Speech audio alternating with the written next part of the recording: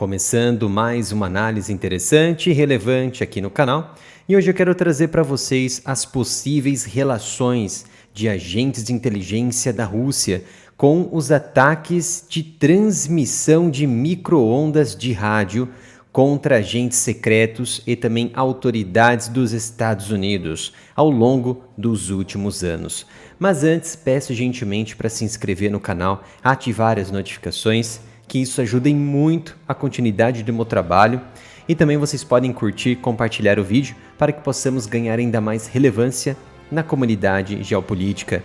Também temos o nosso clube dos canais, que você pode ser membro e assistir antes de todo mundo os nossos vídeos inéditos aqui no canal e ainda ter os seus comentários destacados. Então vamos para o que interessa, para o que é relevante estudarmos nesse momento. E sabemos que a geopolítica ela está em constante volatilidade.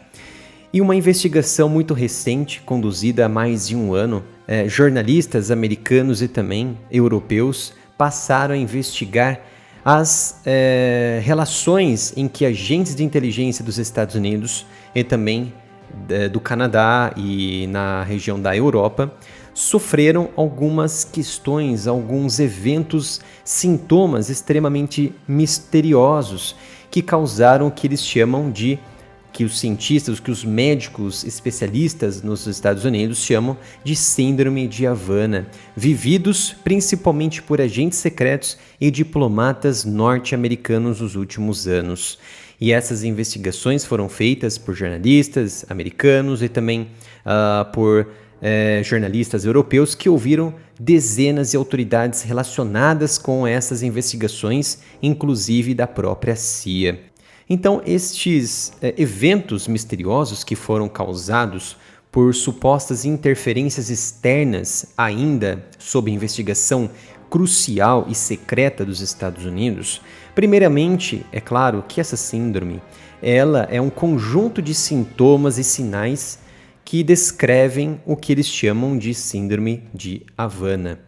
É claro, pelo nome já diz que é a capital de Cuba, então muitos reconhecem no país que surgiu esses primeiros casos em 2016. No entanto, com base nessas investigações levantadas, inclusive complementadas por autoridades secretas dos Estados Unidos, mostram que começou 2 anos antes, em 2014, na região de Frankfurt, na Alemanha, quando um funcionário dos Estados Unidos ele estava estacionado nesse consulado lá na região de Frankfurt, quando ele foi praticamente nocauteado por algo realmente muito estranho e semelhante a um foco de feixe de energia, uma energia direcionada que é muito compatível com micro-ondas de rádio. Então, essa vítima ela foi posteriormente diagnosticada com uma lesão muito séria cerebral, traumática, e também foi capaz também de identificar essa vítima um agente da unidade 29155, lá na região de Genebra.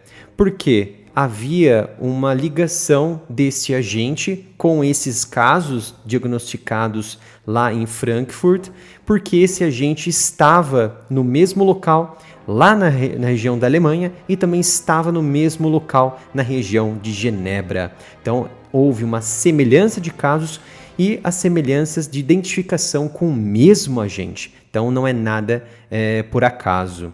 Então, observe bem que este caso aconteceu qual ano mesmo? Em 2014. Então, esse incidente ele ocorreu poucos meses após o início da invasão feita pela Rússia lá na Ucrânia em 2014. Então, há um grande histórico nesse primeiro momento em que a gente pode fazer essas semelhanças de eventos de 2014 com a invasão lá no leste europeu e também com os eventos lá na Alemanha e na região de Genebra. Então gravem esse primeiro momento em que eu trago os fatos para vocês em comparação mesmo dos eventos na Europa e também no leste europeu.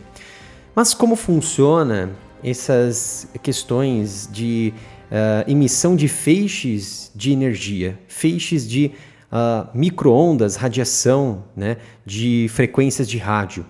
A princípio, a CIA e também o FBI, entre outras agências de inteligência na Europa, não chegaram a uma situação, um resultado final em que mostram que os russos são realmente os culpados.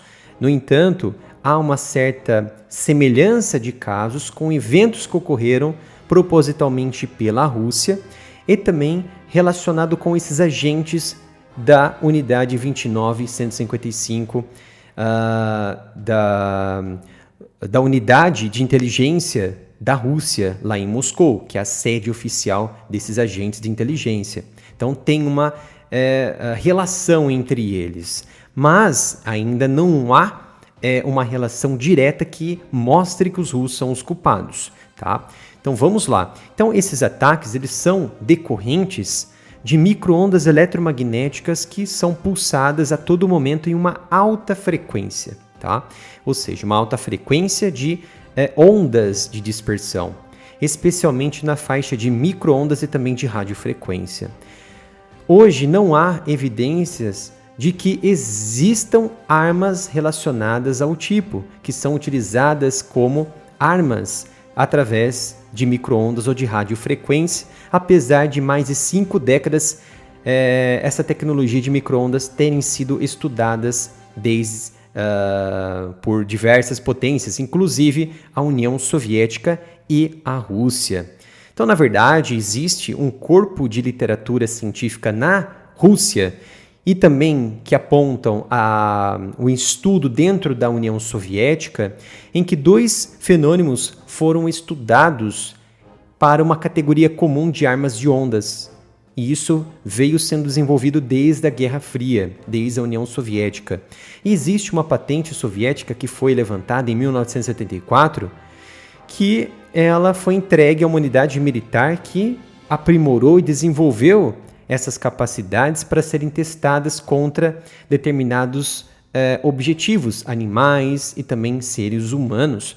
E foi considerado uma arma, um dispositivo não letal que induz o sono no alvo através do uso de ondas de rádio. Então, observem que essa tecnologia ela é estudada desde 1970 pelos russos, pelos soviéticos, que classificaram como um dispositivo não letal que provocava sono, tá?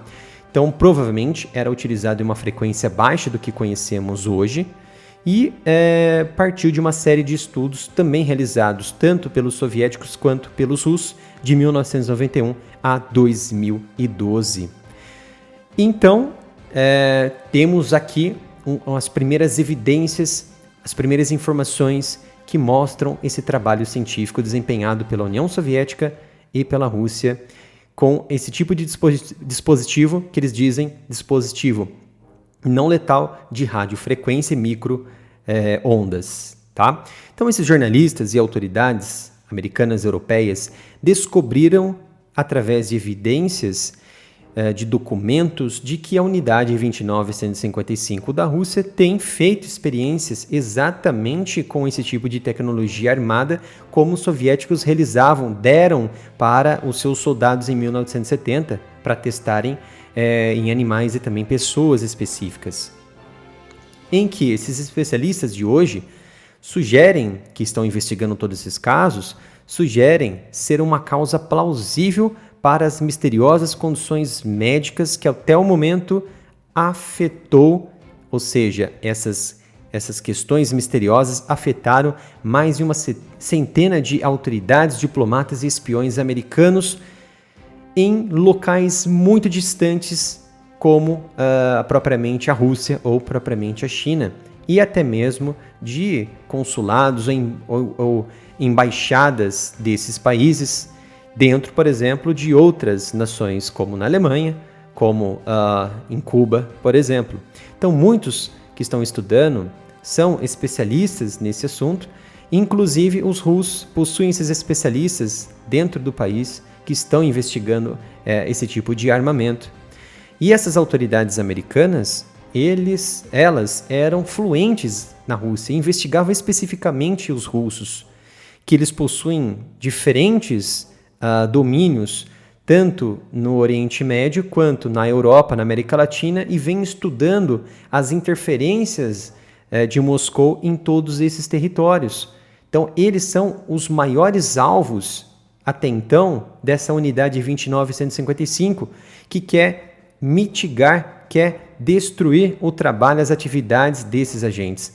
Porque se vocês tiram os documentos, certamente vocês estão tirando provas, mas os agentes, as pessoas físicas que produzem essas provas vão continuar trabalhando. Então, o que eles fazem? Eles atingem essas pessoas que estão fazendo o seu trabalho. Então, você não consegue produzir os documentos, ou até mesmo você impede com que essas pessoas prossigam com essas investigações. Então, após a tomada, por exemplo, da Crimeia, em 2014, houve uma intensificação desses ataques e observamos todos esses históricos que foram investigados muito a fundo pelas agências europeias e também americanas. Então, essa unidade 29155 ela é realmente muito famosa na comunidade de inteligência americana, porque o seu escopo, o seu objetivo global é a condução de operações profundas e também de sabotagens. Então, a missão deles é encontrar, concentrar e também acabar, tudo em apoio aos objetivos de Vladimir Putin, do governo de Vladimir Putin. Então, para encerrarmos, a Rússia ela rebateu essas afirmações, essas investigações, dizendo que o porta-voz do Kremlin, Dmitry Peskov, disse que esse assunto já vem sendo comentado na imprensa há muitos anos, e como também eu havia dito, em que não há um desfecho claro de que os russos são os culpados. E ele colocou que desde o início dessas investigações, na maioria das vezes, está ligado ao lado russo, né? Ou seja, ele quis falar que sempre conseguem ali colocar a Rússia em algum momento dessas histórias. Mas, segundo ele, ninguém jamais publicou qualquer evidência convincente. Então tudo isso nada mais é do que acusação infundada. E Washington fechou também, depois desses casos mais intensos, em 2018, fechou seus escritórios lá em Havana, em 2018, mudou toda a sua política de diplomacia, de cuidados no exterior, principalmente com sistemas de abafamento de micro-ondas e também de escutas, outros tipos de interferências externas em seus principais prédios diplomáticos em todo o mundo. Foram cuidados essenciais e essas investigações não concluíram que realmente, de fato, foi ocasionado por um sistema de micro-ondas. Mas, apesar disso, quando eles fecharam o escritório lá na região de Havana em 2018, eles, em março do ano passado, em 2023, a partir desse ponto em que não acharam uma causa específica para isso, eles reabriram o escritório. Mas o que ninguém diz e ninguém fala é que eles realizaram uma reforma interna nesses locais, nesses escritórios mais específicos, que fica não do lado para a costa do mar, mas para o lado do continente, onde você consegue observar a maior parte da cidade de Havana. Então, são situações misteriosas que ainda estão sendo investigadas de forma sigilosa, secreta, pelos americanos e também pelos europeus, através de agências de inteligência em cooperação. E, é claro, quando houver desfechos maiores sobre esses casos, estarei aqui trazendo para vocês. E os documentos relatórios sobre essa investigação desses jornalistas são mais de 25 páginas, de forma mais enxuta, tá? Porque esses relatórios na íntegra tem muitas páginas e é claro que precisamos depender ali um tempo específico para ler cada um. Mas eu sugiro para vocês pesquisarem e lerem essas páginas, esses documentos oficiais que foram produzidos por esses jornalistas, que realmente esses dados são bem interessantes. Então era esta análise que eu queria trazer para vocês hoje. Espero que tenham gostado. Não se esqueça de se inscrever no canal, ativar as notificações, que isso vai ajudar em muito a continuidade do meu trabalho. Curta e compartilhe o vídeo para que possamos ganhar ainda mais relevância na comunidade geopolítica. Obrigado pela sua presença e nos vemos no próximo vídeo aqui no canal.